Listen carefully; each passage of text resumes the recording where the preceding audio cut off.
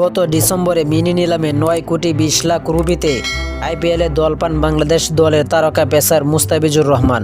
সাম্প্রতিক ভারতের উগ্র হিন্দুত্ববাদী রাজনৈতিক ও ধর্মীয় নেতাদের দাবির মুখে মুস্তাফিজকে আইপিএল থেকে বাদ দিয়ে দেয় ভারতীয় cricket control board BCCI. Mustafiz ইস্যুতে আগামী মাসে ভারতে গিয়ে টি-20 বিশ্বকাপ অংশ নেবে না বলে জানিয়ে দিয়েছেন Bangladesh cricket board BCB.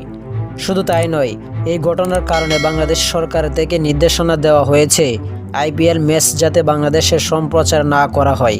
IPL ম্যাচে বাংলাদেশি ক্রিকেটারদের মুস্তাফিজুর রহমান না নামাতে ভারতের ক্রিকেট বোর্ড বিসিসিআই যে নির্দেশনা দিয়েছে তার সমালোচনা করেছেন জম্মু কাশ্মীর রাজ্যের মুখ্যমন্ত্রী ওমর আবদুল্লাহ। তিনি বলেছেন, মতানৈক্য থাকলে বাংলাদেশ সরকারের সঙ্গে লড়াই করা উচিত, ভারতের কেন্দ্রীয় সরকারের বাংলাদেশ ক্রিকেটারদের সঙ্গে নয়।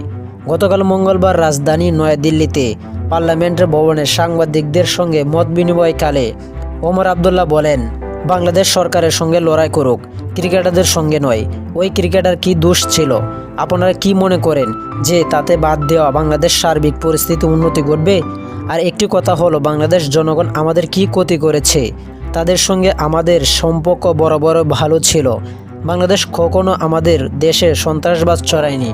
তো আশা করি যারা টি স্পোর্ট গ্যালারি চ্যানেলটি সাবস্ক্রাইব করেন নাই, সবাই টি স্পোর্ট গ্যালারি চ্যানেলটি সাবস্ক্রাইব করবেন।